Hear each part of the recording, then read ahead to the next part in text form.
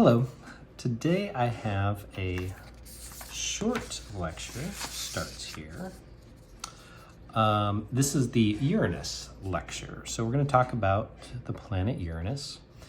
And there's not as much research that's been done on Uranus and its moons and rings when we compare it to something like Jupiter or Saturn. Those planets are a bit more spectacular and have gotten more attention than Uranus. So we're still actually learning things about Uranus. You see this image here. This is a normal color image of Uranus, and it's fairly unfeatured. It doesn't have a lot going on. So Uranus is the third gas giant, so Jupiter, Saturn, Uranus. It's smaller than Saturn and Jupiter, but still much larger than Earth. Earth is one of the small rocky planets, more inside of the solar system, like closer to the sun.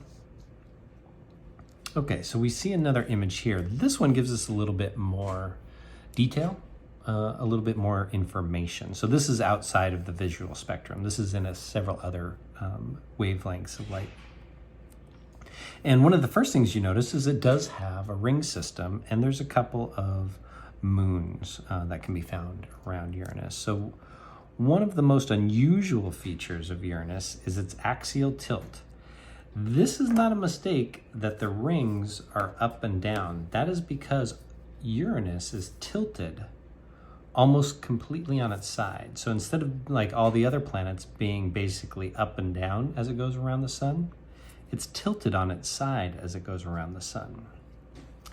Instead of basically being up and down, it appears tipped on its side. This is the only planet that is tipped on its side like this. Venus is a little weird because it's upside down, but it still is oriented kind of like at a north-south, like an up and down orientation rather than tipped over on its side. Okay. Let's see what else there is here. A little bit more detail of the rings. And we see these rings, they don't look exactly like the rings of Saturn, which are much bigger, and they have much more detail, texture.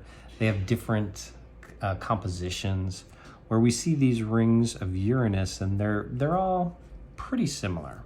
So Uranus has 13 distinct rings. However, these rings are much smaller and more uniform when compared to the rings of Saturn. They would have formed the same way as Saturn's rings, though. Small moon-like objects circling Uranus, getting too close to that gravitation limit, that Roche limit, and started to break apart, forming these rings. Down here, we have some images of a few of the moons of Uranus. So Uranus has 27 rocky moons. Again, we haven't really studied them that much so far. They seem fairly uninteresting. They might tell us more about how Uranus formed, but at this point, it's not one of the moons of the outer gas giants that we would be looking to go send satellites and robots to.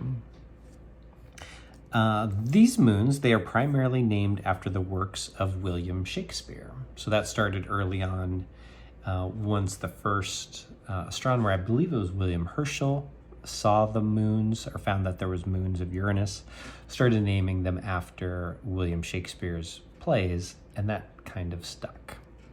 All right, thank you very much.